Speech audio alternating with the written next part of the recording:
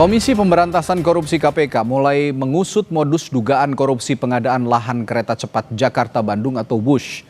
Di antaranya dugaan negara membeli kembali tanah yang dijual untuk pembangunan proyek bus. Juru bicara KPK Budi Prasetyo menyampaikan bahwa dugaan tanah punya negara dibeli lagi oleh negara untuk proyek kereta cepat masih dalam penyelidikan. Penyidik masih mengusut adanya tanah atau lahan yang diduga punya negara, kemudian dikondisikan untuk dibeli kembali dalam proses pengadaan lahan. Dalam pengondisian seperti itu, Komisi Pemberantasan Korupsi juga terus menelusuri apakah memang ada markup dana atau tidak. Kami masih terus mendalami informasi-informasi yang kami peroleh, baik di lapangan maupun dari permintaan keterangan kepada para pihak. Ya, jadi nanti kita akan terus menelusuri adanya tanah-tanah yang diduga punya negara kemudian dijual kembali gitu ya dalam proses pengadaan lahan. Artinya negara membeli kembali yang sebetulnya tanah itu adalah milik negara. Nah, modus-modus seperti ini masih terus didalami terkait dengan pengkondisian dalam proses pengadaan lahannya begitu. Apakah juga ada dugaan markup terkait dengan pengadaan lahan ini? KPK mengungkap ada modus negara membeli kembali tanah negara untuk proyek kereta cepat WUSH. Modus ini masih didalami dalam proses penyelidikan di KPK. Namun yang jadi pertanyaan, apakah modus negara beli tanah negara ini pernah terjadi sebelumnya atau malah ini modus baru untuk penggelapan uang proyek? Kita akan bahas hal ini dengan dua narasumber kami yang sudah bergabung melalui sambungan virtual. Ada Herman Hairon, anggota Komisi 6 DPR RI dari fraksi Partai Demokrat, dan Saud Situmorang, mantan Wakil Ketua KPK periode 2015-2019. Selamat malam Bapak-Bapak. Selamat malam Mas. Selamat malam. Ya, saya ke Kang Herman dulu nih dari DPR. Kalau Anda di Komisi 6 yang mengawasi Kementerian Perhubungan, misalnya sudah berkoordinasi juga dengan Kementerian BUMN dan juga yang lainnya begitu yang terkait dengan proyek kereta cepat misalnya. Adakah di rapat-rapat komisi terkait dugaan korupsi lahan ini terungkap juga di DPR?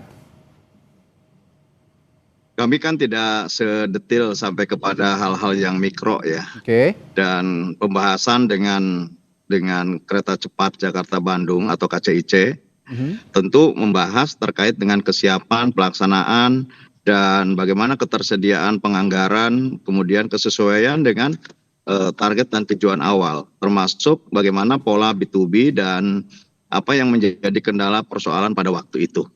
Dan tentu setelah kemudian berjalannya waktu, KPK mengungkap bahwa ada persoalan dengan pembebasan lahan, pengalihan lahan, ya, apakah itu tanah negara, apakah itu tanah masyarakat.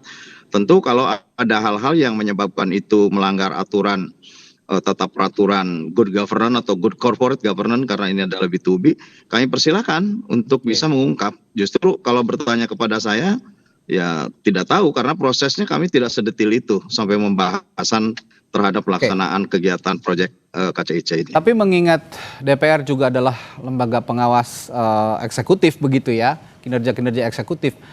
Perlukah nanti ke depannya misalnya paralel dengan proses penyelidikan dan penyidikan mungkin nanti ke depannya oleh KPK, perlukah juga ada pansus misalnya yang dibuat oleh DPR menurut Anda? Ya tentu kalau nanti banyak hal yang mengakibatkan banyak persoalan dalam WUSH ya bisa saja, dan bahkan kami kan dulu juga pada waktu terjadinya cost overrun karena persoalan keterlambatan penyelesaian proyek kereta api, pembebasan lahan dan lain sebagainya, itu pun kami langsung meminta untuk pemeriksaan dilakukan oleh BPKP. Dan pada waktu cost overrun diajukan oleh konsorsium, ya tentu pada waktu itu kami juga membenchmark dengan hasil BPKP yang lebih rendah. Nah, kalaupun ada persoalan lain, ya kami persilakan untuk siapapun aparat penegak hukum untuk memproses persoalan ini. Baik. Saya ke Pak Saud. Pak Saud, ini agak lucu ya. Negara memiliki lahan, dibeli lagi oleh negara. Yang seharusnya tidak perlu dibeli, tidak perlu mengeluarkan biaya, negara ini malah mengeluarkan biaya. Nah, itulah potensi dugaan korupsi yang saat ini lagi ditelusuri oleh KPK. Tapi dari pengalaman Anda di KPK, adakah modus-modus seperti ini? Jual beli tanah negara dengan kasus korupsi lahan di era sebelumnya, misalnya dengan kasus-kasus saya melihat ada proyek tol, misalnya pembebasan lahan tol. Ini ada kemiripan dengan proyek-proyek sebelumnya atau ini justru modus baru, Pak Saud? Ini sebenarnya nggak ada yang baru ya. Ini kan biasa aja itu kalau niat korupsi itu kan di mana kesempatan mereka memanfaatkan. Cari celah terus gitu ya? Ya, apakah itu markup, apakah itu gratifikasi atau pemerasan dan seterusnya. Cuman saya melihat KPK ini udah mulai larinya kemana-mana nih gini. Karena ini kan kalau kita lihat bagaimana WUS ini mulai didesain ya tahun 2000, katakanlah 2000 sebelum 2015, 4 tahun di depannya berarti hampir 2000 sebelum SBY selesai itu sudah mulai dirancang. Kemudian terjadi apa yang disebut sebagai setelah Jepang melakukan penelitian hampir 5 tahun, kemudian mereka sudah menawarkan 0,1%, kemudian pindah ke Cina jadi 2%. Jadi ini korupsinya bukan soal pembebasan tanah ini, Mas. Jadi menurut Anda bukan di persoalan lahan, dugaan korupsinya? Enggak. Ini KPK mulai kita pertanyakan nih KPK. Ini udah mulai mereka mau nyalahkan orang teknis nih. Padahal intinya bukan di situ ya. Korupsi WUS ini yang disebutnya state captured corruption. State captured corruption itu adalah yang dirusak itu kebijakan publik, main di regulasi, institusi negara, kemudian bersifat keputusan strategik. Coba lihat deh yang dari 0,1% ke 2%. Itu ciri-ciri khas state corruption. Nggak urusan bebasin tanah ini Mas Radit. Ini kecil banget. Kalau soal bebasin tanah itu cuma berapa, nggak nyampe 10 triliun tanah itu. Tapi yang dahsyat justru itu tadi. State capture corruption ini kita itu dikaitkan dengan, coba lihat bagaimana Perpres 107 tahun 2015. Itu dikatakan tidak pakai APBN. Kemudian dibuat Perpres 93 2021. Di situ berubah menjadi APBN. Tadi Mas yang dari DPR udah bilang ada cost of run di situ. Ya. Nah, itu yang strategik tuh di situ. Jangan ngurusin pembebasan tanah. Ini gimana sih menjadi lari kemana-mana? Ya kelihatannya jadi kayak korupsi yang begitu simpel. Ini state captured corruption. Korupsi yang ramai-ramai dilakukan penguasa, politisi dan seterusnya. Bukan hanya soal pembebasan tanah, ini kecil banget nih. Ini kayaknya mitigasi nih yang jangan-jangan. Jadi KPK mitigasi. Cari kambing hitam dong Pak Saud kalau gitu. Oh ya boleh pakai kata itu juga boleh. Karena makanya sebetulnya saya setuju dengan tadi Mas dari DPR tuh. Pak Herman. Coba aja lihat dari bagaimana waktu BPK memeriksa itu gitu. Iya kan? Perolehan, belum lagi kalau kita bicara PMK Peraturan Menteri Keuangan nomor 89 2023. Di situ ada pembiayaan, terus kemudian ada perubahan dari Perpres 93 2021 dari non APBN ke APBN aja mereka pamit nggak ke DPR? Itu kan undang-undang APBN tuh. Ya. Ya kan nggak bisa dong ngubah-ngubah begitu aja. Itu menempatkan membuat keputusan 93 2021 itu aja pertanyaan.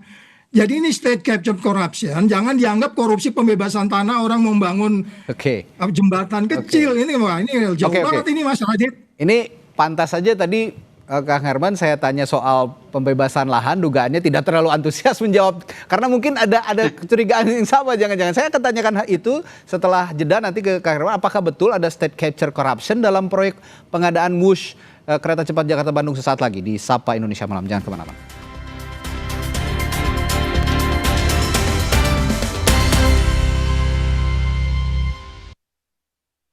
Floridina, nomor 1 freshnya, nomor 1 funnya. Bulir jeruknya asli, lebih banyak. Coco Beats-nya cuy-cuy, dapat segernya, dapat funnya. Floridina, nomor 1 fun, asli jeruknya, asli bulirnya.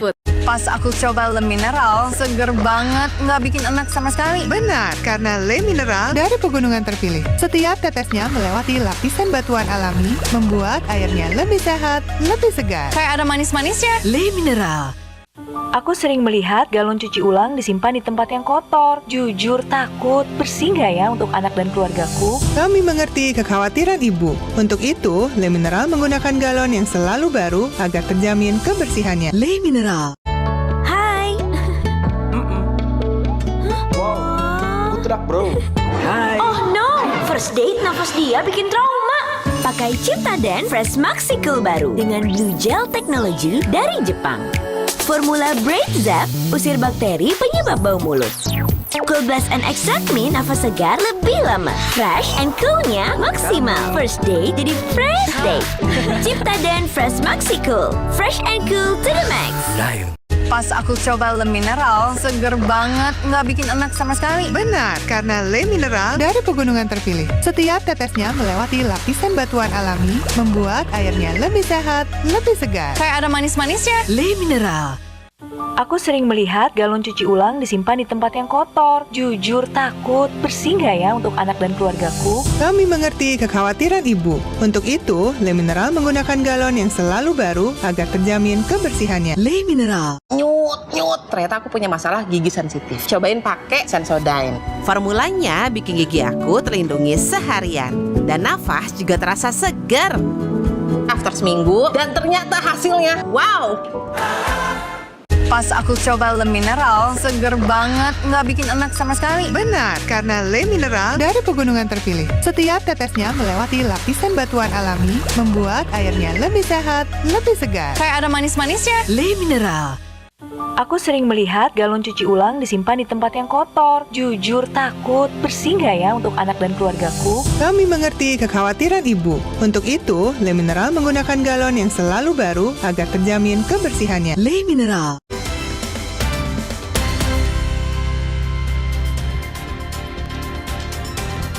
Kembali lagi di Sapa Indonesia Malam, masih berbincang soal dugaan korupsi di proyek kereta cepat Wush. Kalau tadi di segmen pertama, segmen sebelumnya, dugaannya kalau kata KPK katanya dugaan pembebasan lahan, korupsinya ada di situ. Tapi ternyata kalau kata Pak Saud, bukan di situ intinya. KPK mencari kambing hitam. Nah, saya tadi juga bertanya di awal oleh pertanyaan yang sama kepada Kang Herman, tapi sepertinya tidak terlalu antusias menjawab. Jangan-jangan Kang Herman juga punya kecurigaan yang sama bahwa sebenarnya bukan masalah pembebasan lahan. Sebenarnya ada core yang dikatakan Pak Saud tadi yang lebih inti, yakni State capture corruption. State capture corruption. Bagaimana respons Anda, Bung Herman?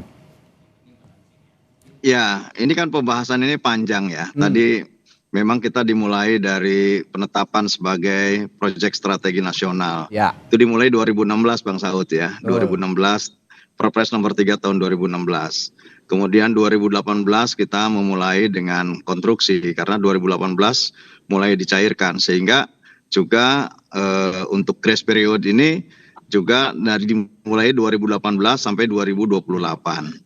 Nah, ini kan persoalannya semuanya tidak sesuai rencana gitu. Nah, kalau tidak sesuai rencana juga apakah termasuk dalam penyalahgunaan kewenangan dan lain sebagainya? Tentu saya tidak masuk dalam area itu. Okay. Yang kedua, pada setiap kali tahapan proyek ini berlangsung, kami selalu mengingatkan untuk selalu dalam pemeriksaan BPK atau BPKP. Dan bahkan begitu kami dorong BPK dulu lebih baik ke BPKP, ya kami setuju ke BPKP. Pada waktu terjadinya cost operan. Dan keterlambatan yang kemudian mengakibatkan biaya tinggi juga sebetulnya ini berkaitan dengan lahan, dengan pembebasan lahan gitu. Nah, kalau dijadikan bahwa ini menjadi temuan KPK dan menjadi pintu masuk, saya kira ya silahkan. Dan kalau pada akhirnya juga merembet kepada nilai bunga dan lain sebagainya, kan ini bisa ada pembanding. Karena pembanding sebelumnya kan Jepang sebetulnya yang sudah berminat.